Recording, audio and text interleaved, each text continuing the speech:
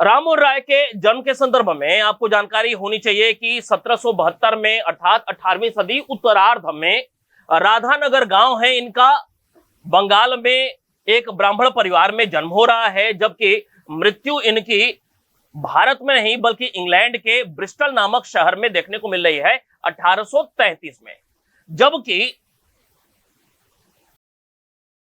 1803 की बात है, ईस्ट इंडिया कंपनी के रंगपुर स्थित कलेक्ट्रेट में एक लिपिक के रूप में इन्होंने अपने सरकारी नौकरी की शुरुआत की थी, एक लिपिक के तौर पे। ठीक वैसे ही जैसे आप इस बात को जानते हैं कि प्रश्न पूछा भी गया है कि यह जो क्लाइव था भारत में कैसे ब्रिटिश कंपनी के अधीन अपने कार्य की शुरुआत किया था। एक लिपिक के तौर पे उसने भी शुरुआत किया हुआ था मद्रास में। फिलहाल ये राम मोहन राय साहब रंगपुर में लिपिक के तौर पे बाद में दीवान भी बने। याद रखना है, लिपिक से शुरुआत कर रहे हैं और दीवान भी बन रहे हैं, किंतु 1814 में इस्तीफा दे दिया था। अपने आप में महत्वपूर्ण मुद्दा है ये सब। प्रश्न सीधे सीधे ऐसे भी पूछा जा सकता है कि राम मोहन राय ने सरकारी नौकरी से कब त्यागपत्र दिया हुआ था। वर्ष है 1814 का, जबकि राम मोहन राय संस्कृत भाषा के, फारसी भाषा के, अरबी भाषा के, अंग्रेजी भाषा के, ग्रीक भाषा के, यहूदी भाषा के, फ्रेंच भाषा के, लैटिन भाषा समेत कुल 12 भाषाओं के ज्ञाता थे।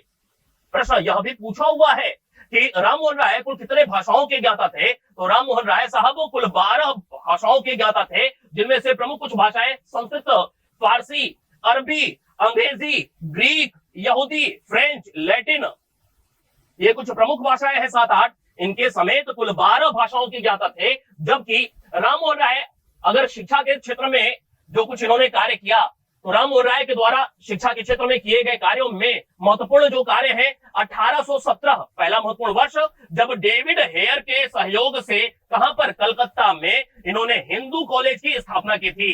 1817 Hindu college Calcutta, David Hare के सहयोग से। बाद में यही प्रेसिडेंसी कॉलेज के नाम से जाना गया, इसी नाम से आज भी देखने को मिलता है।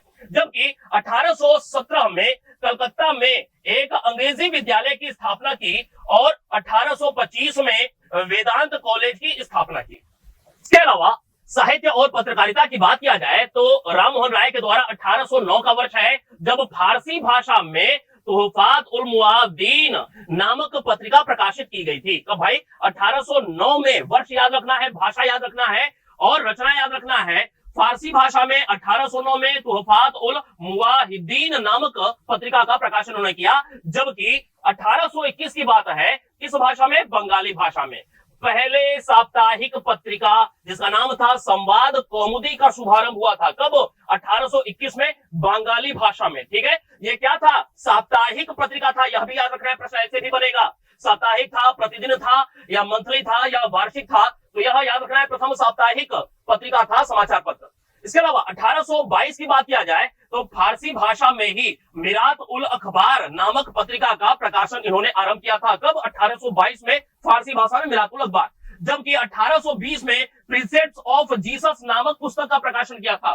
प्रीसेप्ट्स ऑफ जीसस इंग्लिश भाषा में 1820 में। इसके अलावा वैदिक ज्ञान विज्ञान के अध्ययन हेतु एक वेद मंदिर नामक अन्य पत्र का संचालन भी इन्होंने किया हुआ था। वेद मंदिर बिल्कुल नई बात होगी अधिकांश लोगों के लिए।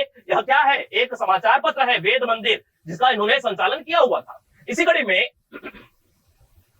विभिन्न संस्थाओं की स्थापना के अंतर्गत 1814 में आत्मीय सभा की स्थापना की जा रही है। इसी कड़ी में 1821 में कलकत्ता एकतावादी समिति की स्थापना की गई। किसकी, कलकत्ता एकतावादी समिति की स्थापना की जा रही है। जबकि 20 अगस्त 1828 डेट याद रखना है, ब्रह्म समाज की स्थापना इनके द्वारा की गई। 1822 की बात है, 1822 में राम मोहन राय ने अपनी पुस्तक कौन सी, हिंदू उत्तराधिकार नियम प्रकाशित किया था। कब, 1822 में।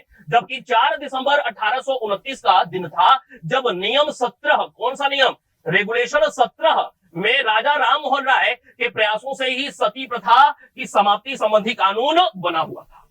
रेगुलेशन 17 के अधीन 1829, रेगुलेशन 17 के अधीन राम मोहन राय के प्रयासों से सती प्रथा की समाप्ति संबंधी कानून बना हुआ था।